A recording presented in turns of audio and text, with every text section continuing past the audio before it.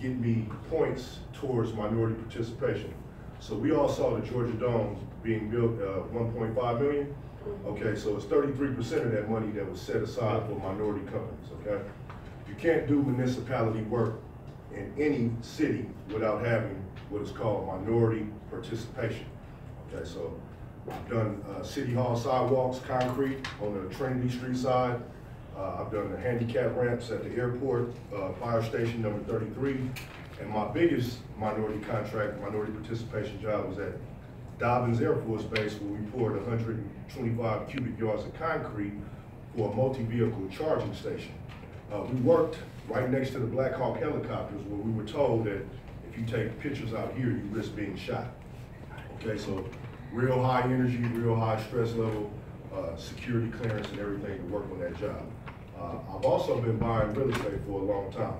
I heard a sister in here say that she was selling real estate and a crash happened in 2008. Well, some people's misfortunes is the other person's opportunity and fortune.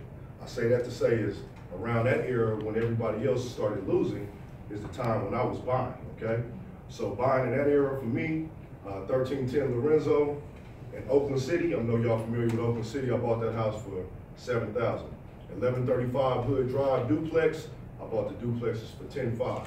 1824 Murphy Avenue, I bought that for $18,700, and that sits right across from Tyler Perry Studios, Fort McPherson, which you guys know of down the street. Okay, so real estate and construction development, they both go hand in hand. By default, I came from California, went to Clark Atlanta University. I was playing basketball, chasing a basketball scholarship. A few things happened where I didn't get my scholarship, so I told my mother I'm going to Compton College to play basketball. And my mother told me, I said, okay, you going to Compton College? Okay, well, here's how much the rent is here. Here's how much the power bills. And she gave me a spreadsheet and told me if I'm going to maintain and stay and go to Compton College and stay in her house, then I had to pay my fair share of what she had been paying for me the whole 18 years I've been living, okay? And I said, wow, I never paid a bill before, so I think it's best for me to go to Clark Atlanta University and try my hand there, okay? So I went to Clark Atlanta University, business marketing and management, and through the course of going to school, you know, I wanted to be cool Kegdrick as well, okay? So I'll let you guys figure out what that means, and I'll just tell you a few things to go along with that. Cool Kegdrick was going to school in the day, then it was Cool Kegdrick was doing something else in the evening time after I left from school. Okay, so you guys are teenagers and you guys are smart in here, so I'm gonna let you sharpen up your own knife with what I'm telling you. Okay, now being Cool Kegdrick led me to go all the way to the end, and I had good grades. You know, didn't have to do a lot of studying because intellectually I got a lot up here, so I was able to get by doing less. Okay, went to a point where I got to maybe 3 classes that I didn't pass, and my parents came out to see me graduate, and I didn't graduate. They came out here on a bum trip. Very embarrassing, okay?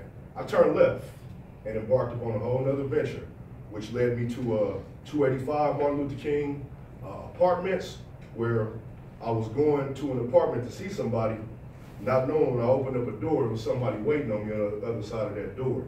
And that wait turned into a gunshot that I took right here, shot at point blank range, took a long ride to Grady. Okay, so God bless me, I'm still here to be able to talk to y'all today. But upon that ride to Grady and sitting in Grady Hospital, I thought, what can I do? Okay, so my grandparents from Louisiana, my granddaddy was a general contractor with a 5th grade education. He built the Grambling State dormitories, and every summer I used to be with him, and I try to get in this truck with him at 6 a.m. as he left for work. So I brought back that same thing that he was doing back to me, and that's how I landed in the career that I'm in today. Okay, so today I'm on the landlord advisory board for the Housing Authority. I participated in several different minority participation projects, and I'm an owner of, I collect rent from maybe about 47 doors from here to Louisiana. And so I collect rent from Housing Authority, I collect rent from market rate tenants, I collect rent from the Georgia Housing Authority, Action Ministries is one of the community partners who I deal with. And so every house that I have, My hands physically have laid on it. My projects are driven by me. I'm up at the project every day. I drop my kids off at school. I might be there from 9 to 6, or I might be there from 9 to 10 at night.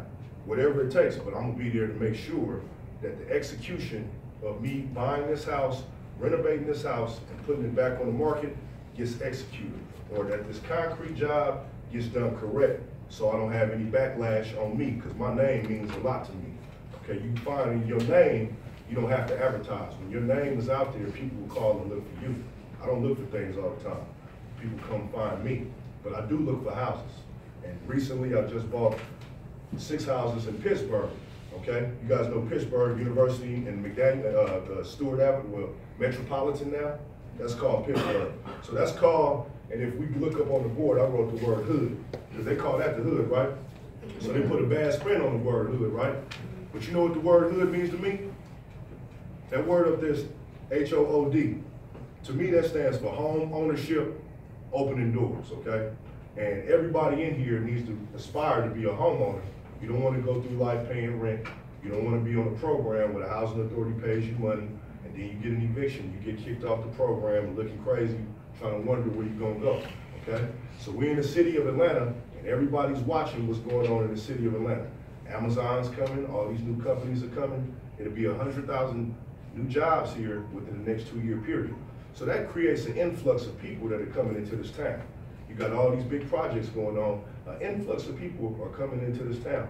Georgia State is expanding, okay? So I say that to say the Atlanta that it was when I first came here is not the same Atlanta as it is in that day. I got here in 1991, okay? So you got people knocking on doors that are asking people, grandparents, to sell their house, and they're writing a check right on the spot. Me, I look for dilapidated houses, and I go by and I do community group efforts. The houses that I bought, when I bought, Jalen Fletcher, who lived in Raleigh Hall with me at Clark Atlanta University, who's an accountant, he bought 2 in the same neighborhood.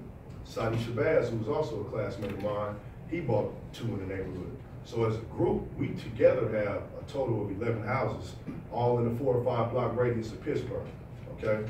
A broker of mine sold one for $163, 1115 Hubbard Street. So there's your bench point of a sale, $163,000. That tells you what the houses are selling for. My acquisition was in the low 30s, okay? You can't really find those numbers anymore, but we got an acquisition of a house in the low 30s. You have a rehab cost, which you gotta go to a banker or an angel investor or a hard money lender to go get the money. If you have a house that becomes an asset, you're gonna take your asset to your banker, and she's gonna give you what's called 75% ARV, which is aftermarket, after repair value, okay? With that 75% of the money, you're gonna take that, and you're gonna do your rehab on this home, and it costs about 60. So if you're 30 in, 60, 30 and 60 is 90, okay? Then you have the sale. So I break my real estate transaction in thirds: the acquisition, the renovation, and the sale. You want to try to keep a third of that sale. That's your profit, okay? And when you make that profit, you go all over and do it again. Now, being a contractor, I decided to take that piece on my own to say that I'm not going to let anybody else control my destiny. I'm going to control my destiny. I'm going to run my own crews, and I'm going to make sure that we get to the point of conception, which is this house being finished, so a sign can go in that yard, and I can in turn turn a profit. Okay? The faster you do that, you recreate it again and do it all over again.